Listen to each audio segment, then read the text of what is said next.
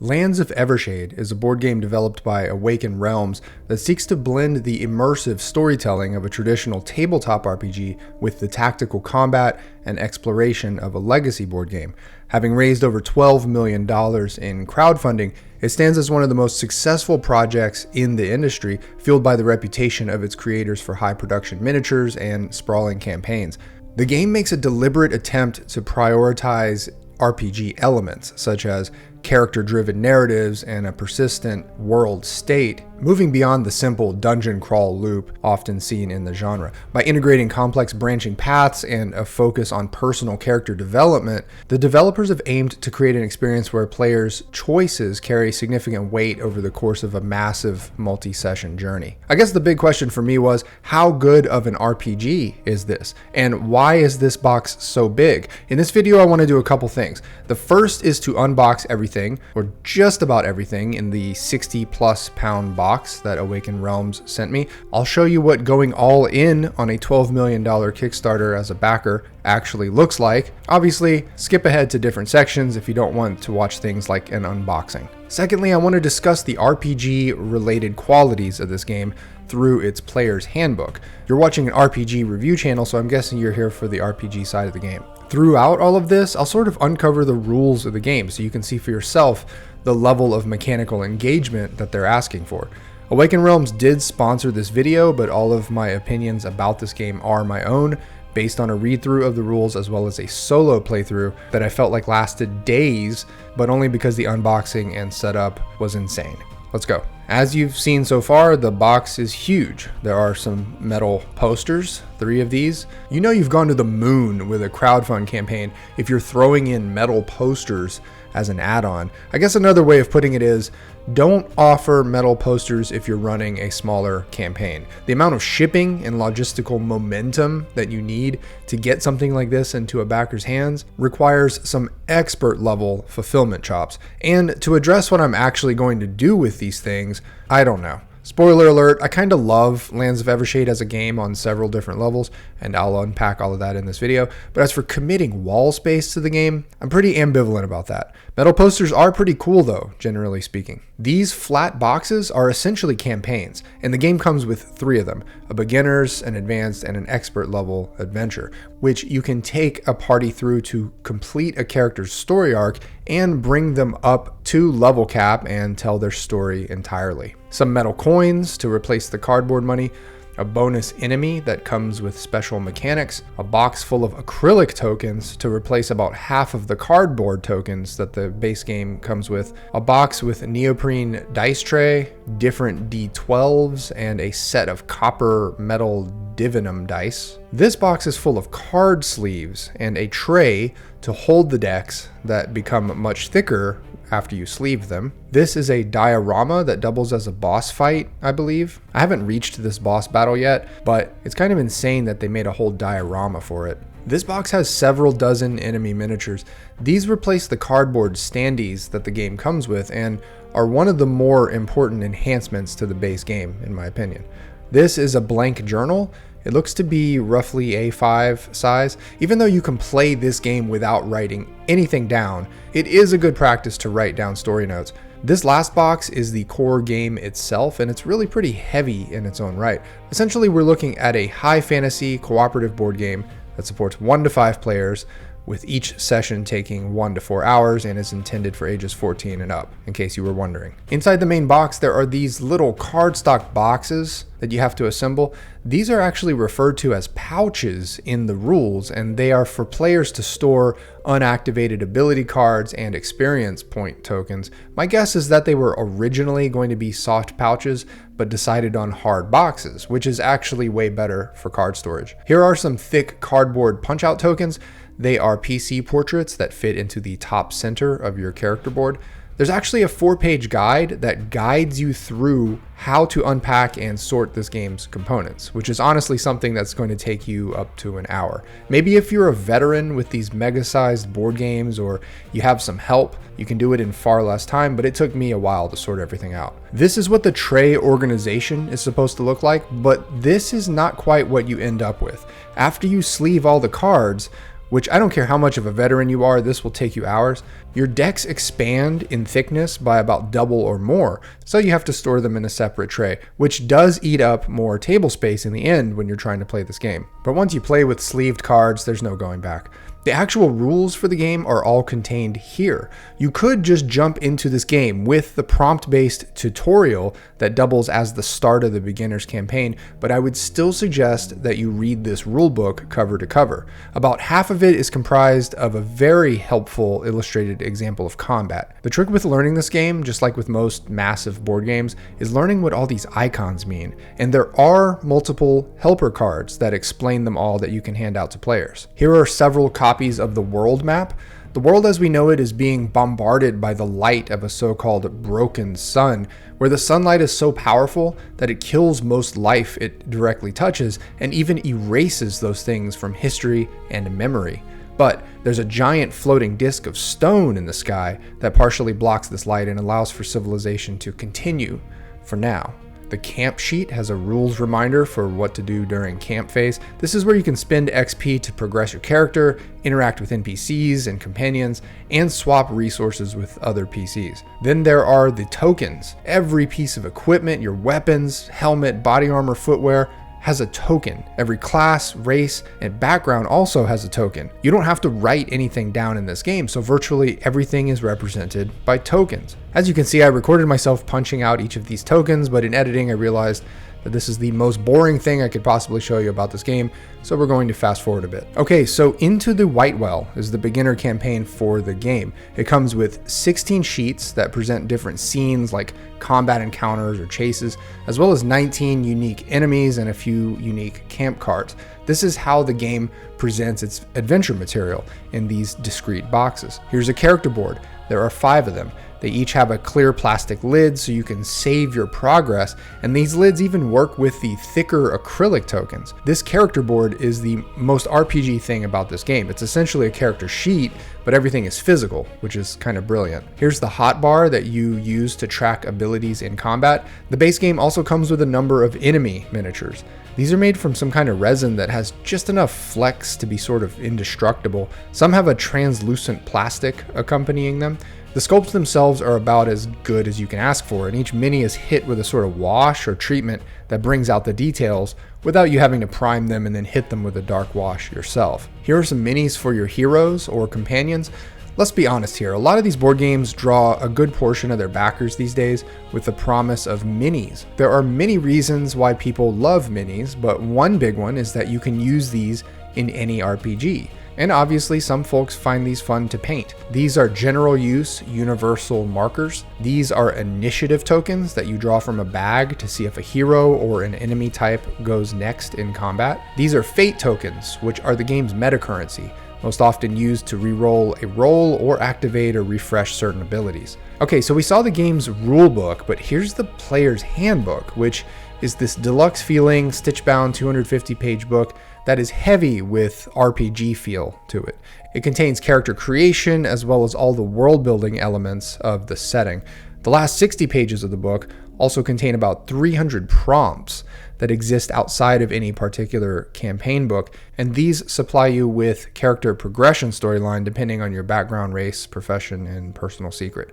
Here are some silicone status markers that can be slapped onto the bottom of a miniature's base. These are miniatures used to indicate threats or points of interest on a larger area map, or maybe on a zoomed in grid map if the situation calls for a generic marker. Camp cards contain a huge number of things that get stored in your camp, like healing facility upgrades and other things. Enemy cards come in the form of environmental factors, attack types, and of course, physical enemies. There are divinum dice that you sometimes roll alongside your D12 dice pool as a bonus. Every class has a primary as well as 2 secondary progression trees that you slowly unlock, and you have a reference card for each that you hand out to players so they know what they're upgrading during the camp phase. The helper cards are super nice. I feel like any RPG that has cards in its product line should include rules summaries cards like these. Here's a thick sort of coated vinyl cloth drawstring bag where you can throw your initiative chips into for combat and maybe store your dice. This game primarily uses a D12 dice pool, and these are your standard dice here. You're always trying to meet or exceed a variable target number in order to get as many successes as possible on any given roll. If you roll a 12, you earn 2 successes. If you roll a 1, you pick up a fate point. There are 328 action cards that really act as the engine of your character's combat abilities and strategy. As you level up your character, you will either upgrade an action with a new action card or just pick up an entirely new action card. You can only have so many in play on your hotbar, but you can swap them in and out of your pouch and create a very customizable character in this fashion. These cards are all numbered, and you really want to keep these in order because you're always trying to find one card or another. I'd go as far as to say that it's one of the bigger drawbacks to this game, the managing, sorting, and meticulous caretaking of these big fat decks of cards. Okay, we're entering a bit of a spoiler zone here because I'm going to show you what the first campaign box looks like inside. I'll put a big spoiler warning at the top of the screen, and you could fast forward this video until you don't see the spoiler warning anymore if you really want to avoid it. The beginner campaign comes with a new unique companion that you can optionally bring into your party. There are some enemy combat sequences called enemy activations that correspond to the enemies found in this campaign. There are some camp cards used for interacting with NPCs during the camp phase. Enemy cards provide you with the stats for each given enemy. The artwork for this game is awesome, by the way, if you haven't noticed. Okay, so this is the spiral-bound storybook, which has a nice rubberized cover and thick glossy paper. This is the book that you use to drive the story of the game. Since this is a cooperative board game, this book is the game master for all intents and purposes.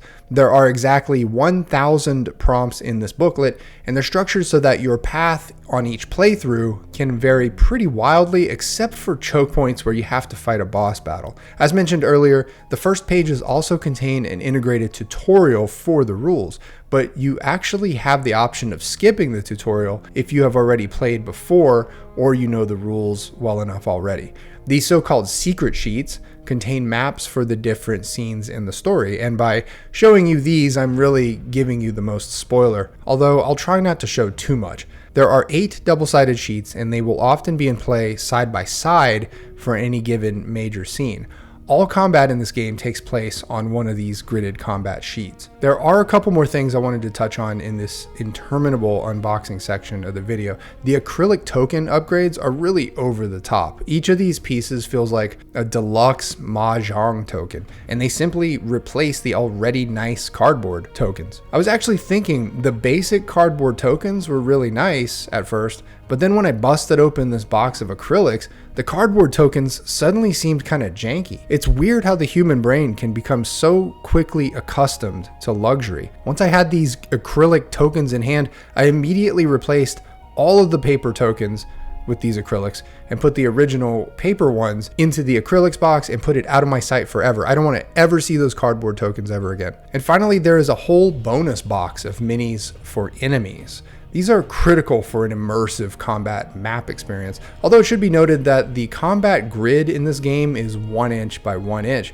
so clearly some of these minis are just way too big in crowded combat scenarios. They definitely went for form over function in some cases here, but the quality of the sculpts is undeniable. I don't think anything in this game evokes the unique setting more than these miniatures. Awaken Realms is known for incorporating dark fantasy realms in their games, and these sculpts really drive that trademark home. Alright, let's dive into the player's handbook so we can see what kind of characters you can play. It's worth repeating that the setting revolves around a fantasy realm that is being bombarded by sunlight so powerful that it kills most creatures and even erases them from memory and history if exposed long enough. The only thing protecting parts of the land is a disk of stone floating in the sky, a disk that people call a god named Luada, and which is slowly breaking apart. And when that disk fails completely, civilization will truly end. Your choice of race in the game is largely pretty generic, with a couple of interesting exceptions. You have the Alfs, or Alves, I guess. If you can't get this guy out of your head, just call them elves, because that's what they are. Each of these races has some really cool cultural or historical details, but they aren't really important to the game, at least not as much as this stuff right here. This game is driven quite a bit by keywords. Other games call them tags. They're basically words that will give you certain bonuses or advantages in certain situations. If you're an elf, you will always have the elder and subterranean keywords, which will on occasion help you in certain specific situations. You also have a starting set of core stats, including mobility, which is how many squares you can move orthogonally during combat, and a divinum die type, which tells you which die to throw if divinum is part of a roll. You also get a starting weapon and some combat actions. And that's it. That's what your race provides. Blanks are one of the unique races. No one knows where they really come from. They just sort of walk into civilization from the outer reaches as fully grown adults and start emulating whoever they come across. They can see and hear using telepathic sonar or something. They only come with one keyword, which is large. Bulgrim are orcs, more or less. Tribal, fought against humans. They wear beads. The beads actually have some significance on the softer narrative side of things. They will each tell a story of clan and family, which I thought was a cool detail. Their keywords are wild and large. Dwerg, I'll let you guess what they're a stand-in for. I'll give you a hint. They're all exceptional builders and engineers and like to build civilizations underground. Failings live for maybe 20 or 25 years. They have insectoid wings but can't actually fly. They don't build or make stuff themselves. Their only keyword is small. Humans are the most populous of all the races and they're highly adaptable. In this setting, the common folk have taken to using the glowing juice of a fluorescent plant to paint their faces and clothing. One other notable narrative feature is that they're the only race that starts mutating if they absorb too much divinum. Shruiks are a little rodent folk. They have a venomous bite and their keywords are small and outlandish. Algrim are half elf and half Bulgrim, or half elf, half orc, if you will. From a world building perspective, it's interesting that they don't have a human half-breed, but it's good. I welcome the change. As for your origin, there are 22. I'm not going to go through every origin in the book, but it's worth showing you what each of them provide. They each give you exactly 4 things. Mechanically, 3 keywords, and 1 item. And sometimes you get a bit of starting money.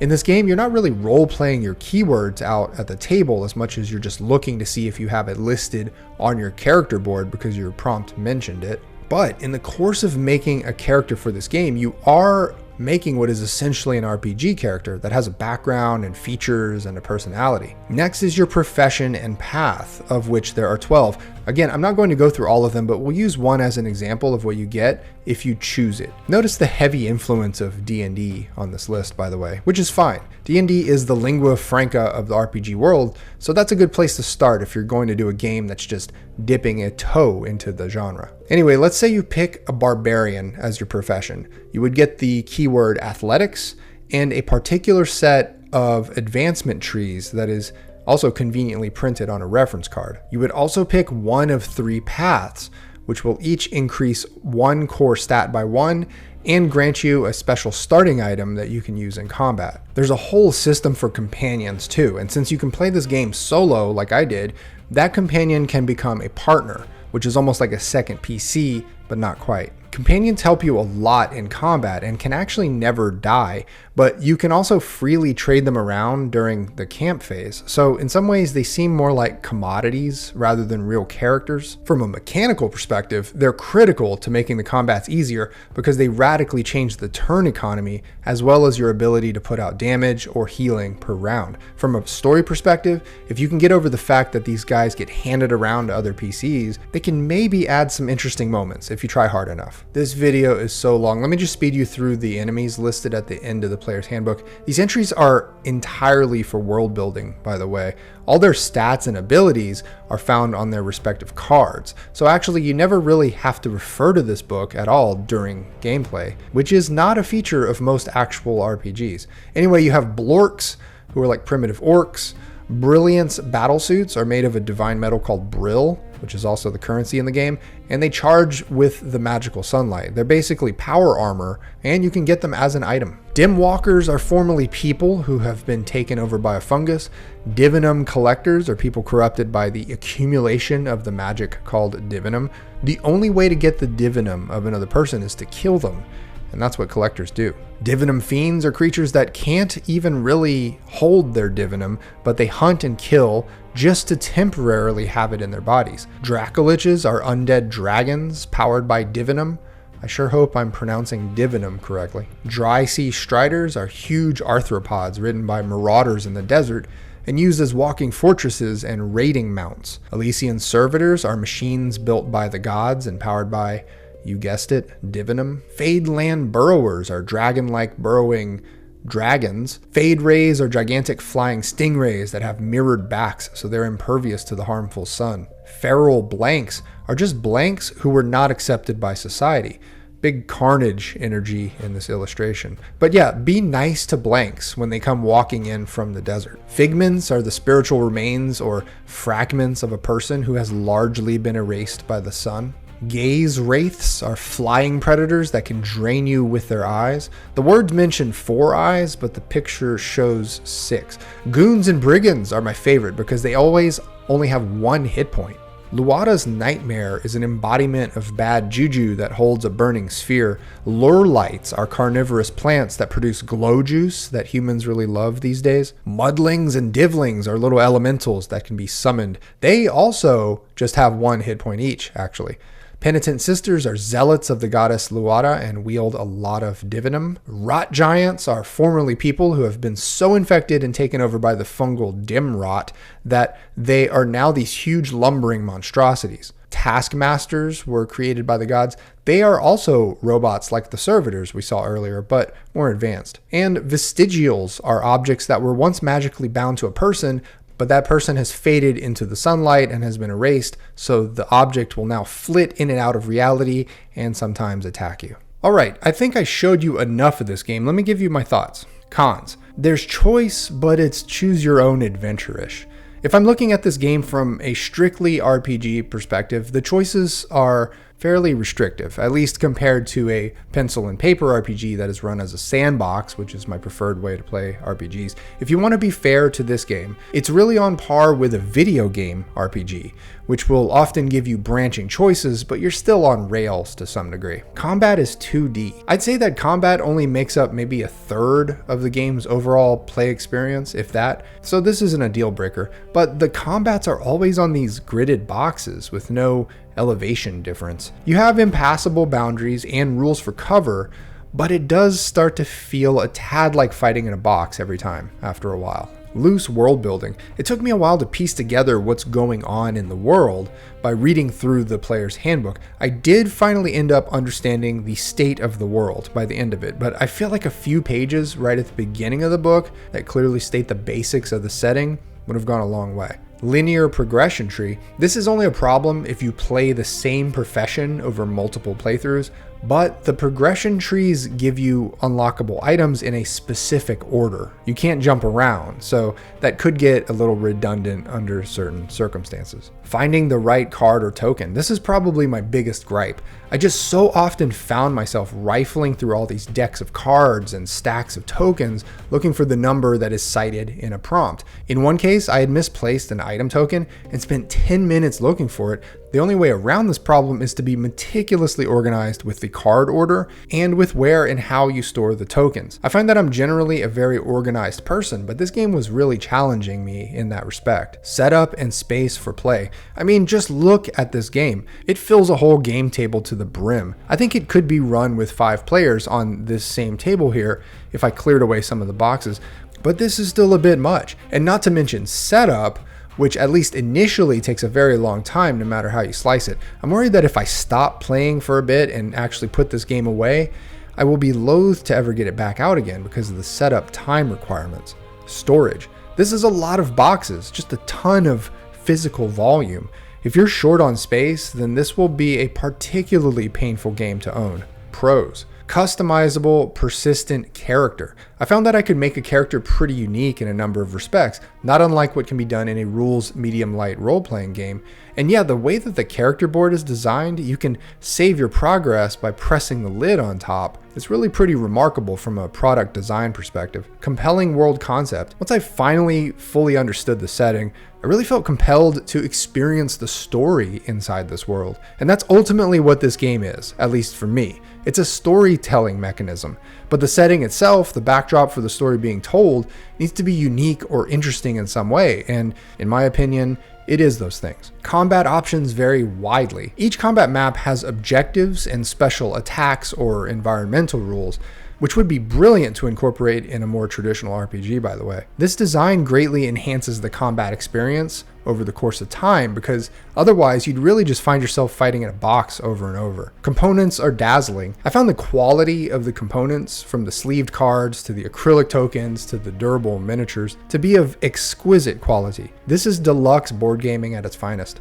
Deep replayability. I think looking at a game like this from the outside, not having ever opened it up or played it, you might be asking yourself one big important question, and that is, what's the actual replayability on this? If I'm going to devote half a bookshelf to storing this thing, how many hours am I going to get out of it? The way that the decision trees branch out and then all converge onto unavoidable boss fights and then branch out again means you will hit some familiar story beats every single time you play through. But if you use a different class and race each time and choose a different personal secret, you'll still be looking at a substantially different course of minor events between those boss fights. And across 3 full campaigns, the beginner, advanced, and expert boxes, that's a total of 3,000 story prompts, not to mention the 300 in the player's handbook. I mean, you could conceivably play this game enough times that the story might start to feel redundant or predictable. But by that point, you will have played it for 1,000 hours. And frankly, you will have gotten your money's worth out of the product 10 times over.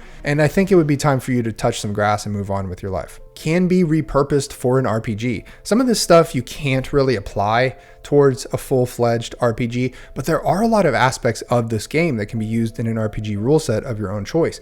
If you adapt to the setting itself, then you can use the miniatures, the encounter maps, and maybe even the storybooks with the prompts. Some of the tokens can also be used for an RPG depending on what rule set you're using.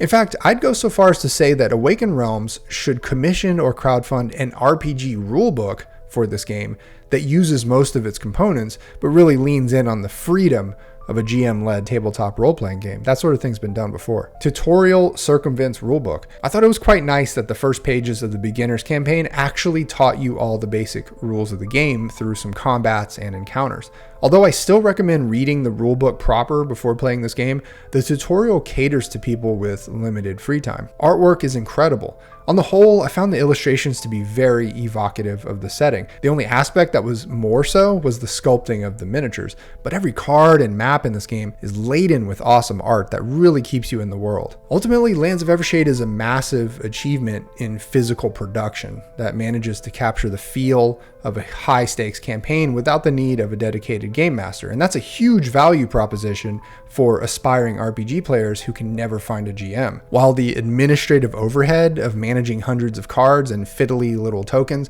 can occasionally pull you out of the moment, the depth of character persistence and the strange, dark vibes of the setting are keeping this game on my table. Also, I don't want to pack all this stuff up. If you have the shelf space and the appetite for a 100-hour journey, this is a milestone in a relatively new genre of board game that actually delivers a compelling story experience. Anyway, that's all I've got for now. Remember to like and subscribe for more RPG reviews and join the channel as a member for exclusive videos and content. Links for everything are below. I'll see you in the next one.